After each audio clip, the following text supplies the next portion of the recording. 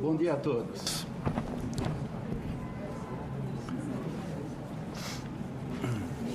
Eu sou o diretor do Denatran e, por força da lei, o diretor do Denatran é presidente do Conselho Nacional de Trânsito. O Conselho Nacional de Trânsito é um colegiado, ele tem 11 membros, representantes de diferentes ministérios. Em 2008, mais precisamente no dia 28 de maio de 2008, foi editada a resolução número 277, que entrou em vigor só em 2010. Essa resolução falava sobre, e fala ainda sobre os equipamentos de segurança para crianças nos veículos. A exigência para os equipamentos de segurança nos veículos era feita apenas para os carros de passeio. A partir daí, algumas entidades de proteção à criança começaram a mandar representações, requerimentos, pretendendo que a medida dos equipamentos de retenção nos veículos de passeio fosse estendida também aos veículos escolares. E, em meados do ano passado, foi para a pauta do CONTRAN uma minuta de resolução para que essa medida fosse adotada. Um dos conselheiros pediu vista e, quando eu assumi a presidência do CONTRAN, em março deste ano, todos os pedidos de vista foram reexaminados, já que as regras do CONTRAN determinam que as vistas, os pedidos sejam apreciados, os processos sejam apreciados em 30 dias. E um deles era para que os veículos escolares saíssem da exceção, como táxis, ônibus urbanos e etc. Eu tenho algumas representações dessas entidades, uma das quais firmada por 33 entidades idôneas, que é datada de 21 de julho de 2014. Entre as entidades, são muitas, 33, entre elas a Sociedade Brasileira de Pediatria, o Conselho Estadual de Direitos da Criança e do Adolescente, enfim, muitas entidades. E eram formulados vários itens, entre eles que seja obrigatória a presença de monitor escolar nos veículos escolares, que haja a melhoria na formação dos condutores do transporte escolar, que seja obrigatória a formação de qualidade do monitor escolar, que seja obrigatória a utilização do veículo micro-ônibus padrão, certificado pelo Imetro, obrigatoriedade do uso de cadeirinha e cinto de segurança, obrigatoriedade da lista de presença das crianças no veículo, obrigatoriedade das escolas destinarem locais adequados e seguros para o embarque e desembarque das crianças em frente à escola, e sem travessia de vias, adequação para transporte de crianças com deficiência, pesquisa de dados estatísticos específicos sobre acidentes, pesquisas e testes de impacto para analisar a segurança das vans escolares, enfim. Outro documento foi um ofício encaminhado ao DENATRAN pelo Procurador-Geral da República, Rodrigo Janot Monteiro de Barros, em razão de uma instauração de um procedimento naquela Procuradoria, tendo em vista que a Resolução 277, de 28 de maio de 2008, não exigia que os veículos escolares possuíssem os equipamentos de retenção para a segurança das crianças. A instauração desse procedimento se deu em razão de uma representação do Conselho Estadual de Educação do Rio Grande do Sul.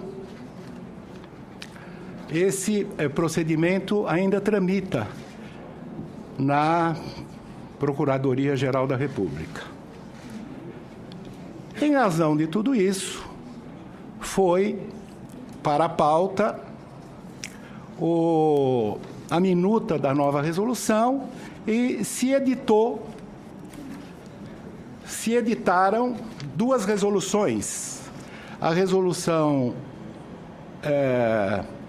533 e 541, exigindo que os veículos, as vans escolares, os veículos escolares, os ônibus escolares, micro-ônibus escolares, possuíssem esses instrumentos de retenção, que todos sabem, até 1 ano de idade, o bebê conforto, de 1 a 4 a cadeirinha, e de 4 a 7 anos e meio, assento de elevação. A Resolução 277 tinha no artigo 1º que todas as crianças até 10 anos de idade deveriam ser transportadas nos bancos traseiros dos veículos. A partir do momento em que foi editada a resolução, nós começamos a fazer gestões, sabendo que as vans têm cintos de 2 pontos, para que os equipamentos fossem ajustados para os veículos com cintos de segurança de 2 pontos. E o Imetro está, na quinta-feira passada, estive no Rio de Janeiro, no Imetro, e tomei conhecimento pelo seu presidente que a portaria que proibia os equipamentos em cintos de 2 pontos está sendo revogada e até o fim deste mês será revogada, portanto, não haverá nenhum gasto para os proprietários de vans, porque os cintos esses equipamentos poderão ser usados em cintos de 2 pontos. Quando foi editada a Resolução 277, os veículos fabricados até 2000 tinham cintos de segurança de 2 pontos, e o Imetro permitiu que se usassem os equipamentos nesses veículos também com 2 cintos de 2 pontos. É bastante seguro. Nós vamos, como será, as fábricas terão que produzir esses equipamentos, isso vai levar algum tempo e óbvio que os transportadores não terão que de forma soldada, colocar os equipamentos, e o prazo de 1º de fevereiro será, obviamente, adiado.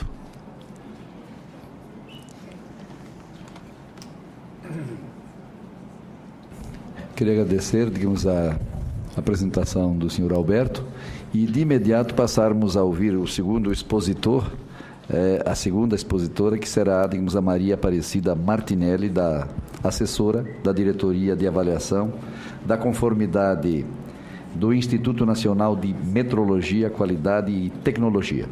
Presidente, queria que Vossa Excelência fizesse minha inscrição aí para que posteriormente pudesse me manifestar.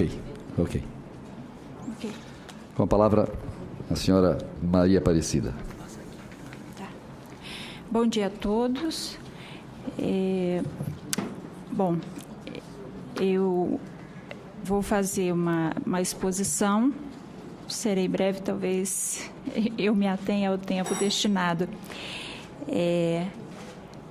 Algumas questões que eu acho importante esclarecer é que a regulamentação para os dispositivos de retenção infantil, que nós chamamos, né, a sigla DRC, no país, ela é compartilhada entre o Inmetro e o CONTRAN-DENATRAN. Então, cabe ao Inmetro a regulamentação da fabricação e comercialização no país destes dispositivos. E cabe ao CONTRAN-DENATRAN a regulamentação do uso dos dispositivos nos veículos. Então, nós trabalhamos de forma conjunta as duas instituições. Em janeiro de 2014, foi aprovada essa portaria número 18. Ela aprova RTQ, Regulamento Técnico da Qualidade desses dispositivos, com base na norma 14.400, a ANBR, a norma brasileira. E esse regulamento estabelece os requisitos de segurança que esses dispositivos têm que atender, né? Toda a parte de ensaios aos quais os dispositivos têm que ser submetidos, eles estão listados nessa portaria. Então, são os requisitos de segurança, de desempenho que os dispositivos têm que atender. Posteriormente, em outubro, foi aprovada uma outra portaria, 466, que ela aprova um aperfeiçoamento do regulamento de avaliação da conformidade desses dispositivos. São dois documentos conjuntos. Um estabelece os requisitos de segurança e o outro, o RAC, estabelece como aqueles requisitos vão ser avaliados, como será a amostragem. Então, uma série de procedimentos. Essa portaria, ela ainda está em prazo de adequação. Nós estabelecemos um prazo de adequação de 36 meses, então ela entrará em vigor efetivamente em outubro de 2017. E quando ela entrar em vigor, ela vai cancelar outras portarias, e a original que deu início a todo o trabalho em relação aos dispositivos de retenção infantil é a portaria 38. De janeiro de 2007. Existem dois artigos na portaria 466, aos quais o doutor Angerame já se referiu, que estabeleciam uma proibição de comercialização desses dispositivos cuja fixação fosse feita com cinto de duas pontas, né? Então, um prazo em junho para fabricantes e importadores e o outro para comercialização em todo o mercado. E por que foi feita essa proibição, né? Como é que o Inmetro interpretou? Ao estabelecer essa portaria 466, o Inmetro procurou fazer em estreita observância ao que estava previsto na Resolução CONTRAN 277 de 2008, né, que estabelece as condições de segurança para o transporte de crianças menores de 10 anos e a utilização desses dispositivos. E essa proibição foi feita em função da avaliação que o Inmetro fez da resolução do CONTRAN, onde havia figuras ilustrativas, havia uma cartilha, onde não aparecia em nenhum momento a fixação com um cinto de duas pontas, né? Todavia, essa questão ela foi esclarecida entre o DENATRAN e o Inmetro. Foi objeto de uma comunicação do DENATRAN ao Inmetro, de que não há, na Resolução 277, nenhum impeditivo para a utilização dos dispositivos sendo fixados com cinto de duas pontas E o Inmetro, então, nesse entendimento com o Denatran, esclareceu que ele não tem nenhum impedimento em reavaliar a sua decisão para atender a posição do Denatran em relação ao tema, já que o Inmetro tem que se ater aos requisitos do dispositivo. O uso, toda a regulamentação do uso cabe ao CONTRAN Denatran. E os artigos da portaria 466, que estabeleciam essa proibição, eles estão sendo objeto de uma nova portaria onde serão revogados. Então, são essas as considerações que eu gostaria de fazer. Assim, desde que o dispositivo atenda às regras de segurança, havendo essa determinação do Denatran, ele poderá ser fixado com o cinto de 2 pontas. Bom, eram essas as considerações. Eu queria agradecer. Muito obrigada. Nós que agradecemos a senhora Maria Aparecida Martinelli, pela sua exposição, e vamos imediatamente, para a ouvida do Renato Soares, que é presidente da Associação Nacional dos Transportadores Escolares e Passageiros, a ATEP. Com a palavra, Renato Soares. Bom dia a todos. Bom dia, presidente. Agradeço a participação nessa audiência pública e eu gostaria de contribuir com essa audiência, informando o seguinte: em 2010, quando nosso amigo Dr. Angerami disse que a resolução 277 previa a obrigatoriedade das cadeirinhas para as crianças menores de 10 anos, essa mesma resolução também, ela dizia que o transporte escolar... Você falou que você esqueceu de publicar o vídeo. Desculpa, é porque tem um vídeo que precisa ser passado perdão.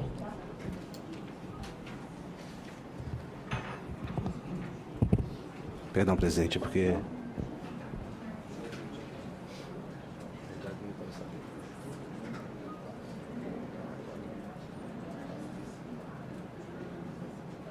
nacionais e originais de fábrica teriam que ser adaptadas para atender esta exigência, mas... Os cintos de segurança não são adaptáveis nem em automóveis, nem em vans. Olha só a diferença de projeto de um banco com cinto de 3 pontos para outro com 2. Não é somente a situação dos bancos em si, mas se o piso do veículo está preparado para sofrer todos os esforços que um banco com cinto de 3 pontos necessita. É o que eles chamam de ancoragem. A base do banco continua fixada no piso do veículo, mas a van precisa de uma estrutura muito mais forte. Você tem desde o trilho de avanço e recuo até a parte da suspensão e toda a parte superior do banco, você necessita de um produto específico para a adequação do cinto de 3 pontos. Esse engenheiro, responsável por homologar e certificar vans que são transformadas para diferentes usos, explica. As mudanças precisam ser feitas de acordo com a utilidade e com o número de passageiros, sempre com um estudo sobre as estruturas do banco e do veículo. Porque eu posso ter cinto resistente, banco resistente, mas eu tenho piso fraco. Então, quando ocorrer um acidente, eu vou ter um veículo antigo que não foi projetado para suportar um conjunto de bancos que tenha cinto de 3 pontos. Então eu vou estar colocando uma meia nova num sapato furado. Não vai dar certo. Com certeza vai colocar a pessoa em risco. Esse fabricante tem tecnologia para produzir bancos com cintos de 3 pontos, mas fora do Brasil.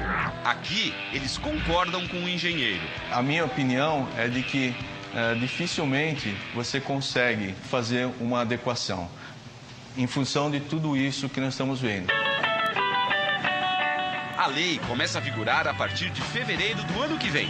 Até lá, tem muito para se discutir. Mas uma coisa é certa, nesse caso, não vale o jeitinho. Qualquer fiscal vai olhar, vai ver que tem o cinto lá de 3 pontos, mas tecnicamente não foi resolvido, porque essa adaptação, ela não nasceu junto com o projeto de segurança e de construção do banco como um todo. É uma adaptação, é um faz de conta. Solução mesmo seria a troca de toda a frota escolar no país ou a importação dessas vans que já estão devidamente equipadas. Mas aí é um outro faz de conta no meio de uma triste realidade. Os ônibus comprados com a verba do Fundo Nacional de Desenvolvimento da Educação levam crianças para as escolas todos os dias. E segundo a nova lei, também teriam que receber os bancos com cinto de 3 pontos, por serem veículos escolares.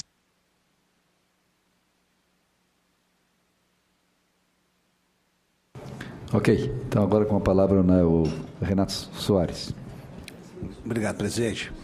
Mas, voltando a falar da resolução 277, que ela foi editada em 2008 e deveria entrar em vigor em 2010, essa resolução ela previa naquela época, sim, a obrigatoriedade dos alunos que utilizam o serviço de transporte escolar que fossem transportados em cadeirinhas e nesses assentos elevados.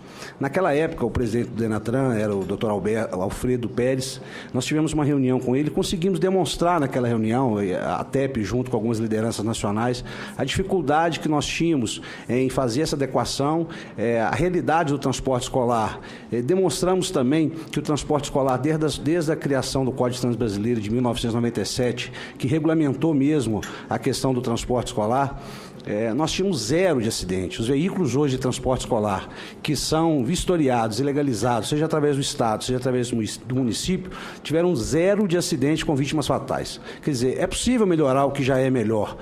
Qualquer pesquisa que se faça no Google hoje, qualquer pessoa vai enxergar e ver que nos veículos que são realmente regulamentados, nos veículos que são vistoriados, nos veículos que são autorizados pelo município ou pelo Estado, esses veículos tiveram 0 de acidente com vítimas fatais. Eu acho que nós podemos construir, sim, um transporte escolar ainda melhor, podemos construir, melhorar aquilo que já é melhor, mas ainda assim nós temos que entender a dificuldade que existe no setor de transporte escolar. Agora vivemos agora, finalmente, o final de uma história que eu diria como macabra, presidente, que criaram uma historinha aí dizendo que existia uma padronização de veículo, que alguém tinha que vender uma van e comprar um ônibus de 280 mil. Graças a Deus essa história finalizou-se, pelo menos parece que se finalizou. O transportador escolar ficou apavorado, entendendo que naquele momento ele tinha que desfazer da sua van e comprar um ônibus. E eu não estou aqui falando nada contra ônibus, não. Parabéns às empresas que produzem ônibus, que produzem vans, que fazem esses veículos seguros. Agora, o que não dá é para jogar essa conta para o transportador escolar pagar. O que não dá é que o transportador escolar, que depende que é um serviço privado, que depende de uma contratação entre pai e transportador, que é um serviço que, apesar de ser um serviço coletivo, de uma utilidade pública, mas não é um serviço público, não é um serviço na sua essência, porque ele não depende de licitação, é uma contratação que existe entre pai e transportador, é uma contratação em que o transportador diz se ele pode pegar o aluno, se ele não pode pegar o aluno. Eu estou dizendo porque essas obrigações que vem fazendo, que vem colocando, imputando ao transportador escolar, vão dificultando e fechando um meio de trabalho.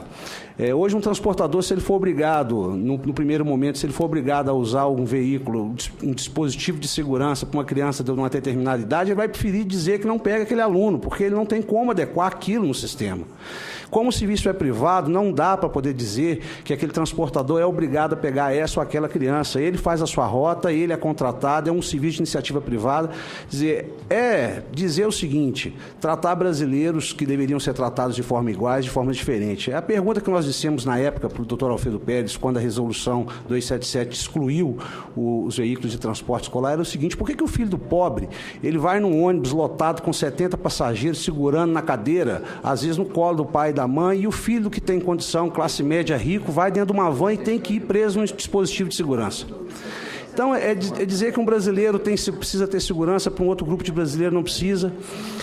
O que nós precisamos aproveitar, esse ensejo de uma audiência pública, senadores e presidente, é entender que o transporte escolar precisa de subsídio do governo federal. Nós tivemos aqui em 2002, na Câmara dos Deputados, na primeira audiência pública que nós solicitamos, que a Associação Nacional solicitou, para dizer o seguinte: olha, nós precisamos comprar veículo de transporte escolar com isenção de CMS, nós precisamos comprar veículo de transporte escolar financiado pelo BNDES, assim como tem os taxistas, assim como tem o pró-caminhoneiro.